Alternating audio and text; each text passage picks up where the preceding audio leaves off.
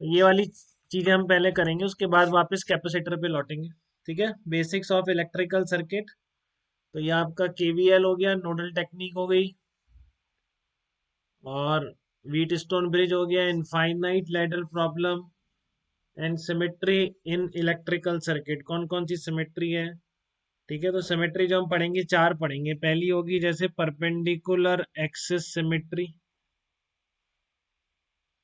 ठीक है, दूसरी आपकी होगी इसमें पैरेलल एक्सिस सिमेट्री, और तीसरी हम पढ़ेंगे इसमें पाथ सिमेट्री।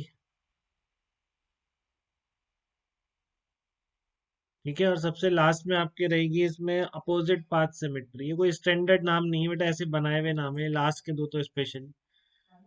ठीक है, तो आपको कुछ ऐसा लिटरेचर में कुछ मिलेगा अपोजिट पाथ सिमेट्री जैसा, ऐसा नहीं है। ठीक है ना, जस्ट अपनी कम्युनिकेशन के लिए मैं आपको रेफर करूँ, आप समझ जाएं क्या लगाना है इसमें। ठीक है, उस तरह से कुछ नाम बनाए हुए हैं, अपोजिट पाथ सिमेट्री। तो ये सब सीखने से पहले हमें ये पढ़ना पड़ेगा, ऐसे सीक्वेंस चलेंगे अपन, KVL, nodal technique, Wheatstone bridge, infinite ladder, और फिर सिमेट्री की बात करेंगे। तो ये पोर्शन कवर करेंगे। ठीक है, तो सब।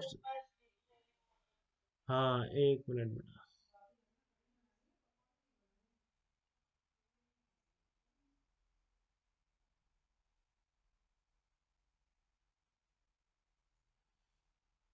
हाँ, देख लीजिए बेटा। तो सिमेट्री इतनी चार तरह की है अपनी। तो केवीएल, किरचॉफ्स के दोनों लॉ कौन से हैं? तो पहला आता है किरचॉफ्स जंक्शन लॉ। काफी बेसिक, बहुत सिंपल चीज है कि जितनी करंट आएगी उतना ही करंट जाएगी, ये आपका जंक्शन लॉ कहेगा। ठीक है, एक पॉइंट पर जितनी करंट आ रही है उतनी ही करंट चली जा रही है। और जंक्शन होता है कि जहां पर हमको एक पॉइंट, यहाँ पर तीन और मोर कंडक्टर्स मीट कर रहे हैं, जैसे कि ये सर्किट है। ठीक है ना, इस तरह का मैंने सर्किट ड्रॉ किया। तो यहाँ पर आपका क्या होगा, ये पॉइंट क्या होगा, जंक्शन पॉइंट होगा। तीन रेजिस्टेंस यहाँ पर मीट कर रहे हैं। ठीक है, यहाँ भी तीन कर रहे हैं, तो यहाँ पर नेट आने वाली करंट क्या होगी, नेट जाने वाली करंट के बराबर होगी हमेशा। मान लीजिए यहाँ पर कुछ ऐसी करंट आ रही है, आपने I1, I2, I3 यहाँ पर ड्रॉ की है। ठीक है, तो आप क्या करेंगे, आप आने वाली को पॉजिटिव मान लीजिए चाहे से, summation I will be equal to zero. तो अब आने वाली जाने वाली किसी को पॉजिटिव लेनी है, तो मैं आने वाली को पॉजिटिव लेता हूँ, जाने वाली I2 जा रही है, ये भी जा रही है, तो सम कितना होगा, जीरो होगा। इस तरह से algebraic sum at any junction. ठीक है ना, algebraic sum of currents at any junction will be equal to zero, क्योंकि अक्यूमुलेट नहीं हो सकता, जितना चार्जेस आएंगे इतने इलेक्ट्रॉन्स आएंगे उतने ही जाएंगे, और कहाँ से पैदा हो जाएंगे या कहीं रुक जाएंगे, ऐसा नहीं होगा।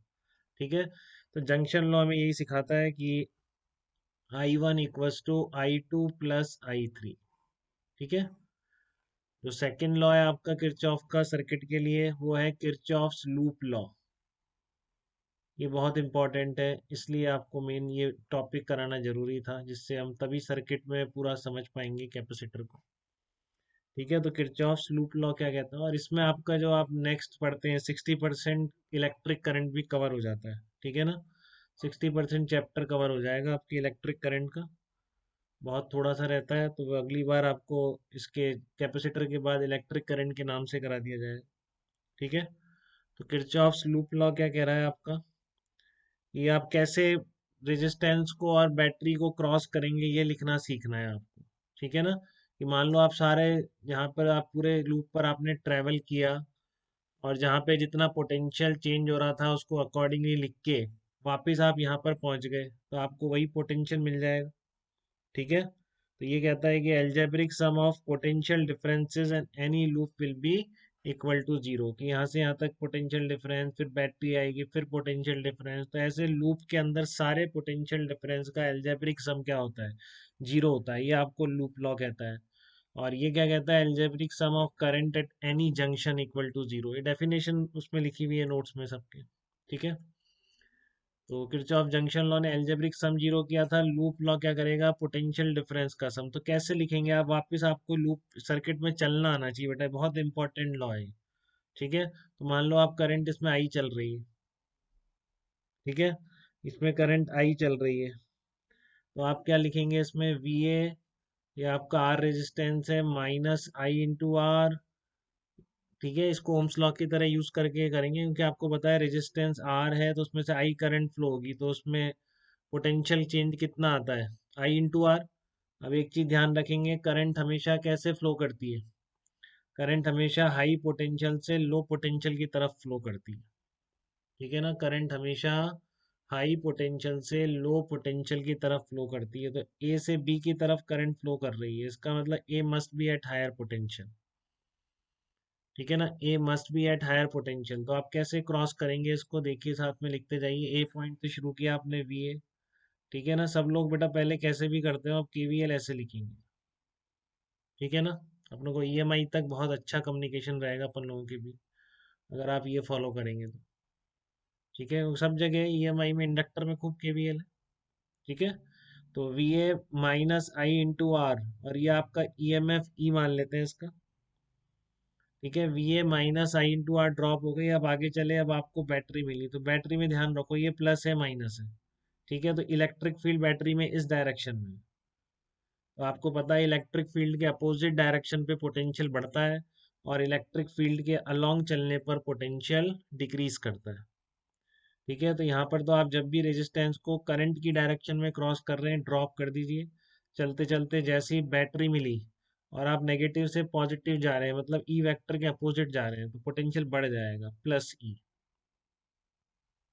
ठीक है, क्लियर है, किसी को रेजिस्टेंस और बैटरी क्रॉस करने में तो दिक्कत नहीं है केवीएल में, कि आप यहाँ से स्टार्ट करेंगे, जो रास्ते में पहले पढ़ा आपके रेजिस्टेंस वहाँ पर आपने ड्रॉप कर दिया, और उसके बाद आप आगे चले, फिर आपको बैटरी मिली, वहाँ पर आपने राइज कर दिया।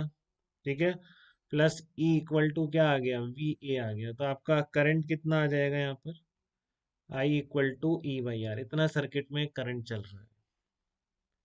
ठीक है, तो यहाँ पर एक नोट लगा के बोल सकते हैं कि पहला लॉ तो किस पर बेस्ड है इसका। ठीक है ना, फर्स्ट लॉ जो है that is based on the charge conservation. Junction law का कोई बेसिक लॉ पूछ ले, क्या है, किरचॉफ के जंक्शन लॉ का बेसिक प्रिंसिपल, तो वो बेसिक प्रिंसिपल है चार्ज कंजर्वेशन। ठीक है ना, कि चार्ज कहीं से पैदा होके और ऐड नहीं हो सकता, जितना है उतना ही रहेगा। और दूसरा जो लूप लॉ का कोई बेसिक प्रिंसिपल पूछ ले, तो that is also the energy conservation. ठीक है ना, क्या है वो, एनर्जी कंजर्वेशन, कि जब इलेक्ट्रॉन वापस वहीं आ गया तो नेट वर्क डन मिला के सारा क्या हो गया, जीरो हो गया। तो ये बेसिक प्रिंसिपल है, charge conservation and energy conservation, Kirchhoff's के दोनों लॉज के। तो कभी कोई ऑब्जेक्टिव में पूछ ले तो आप लिख सकते हैं।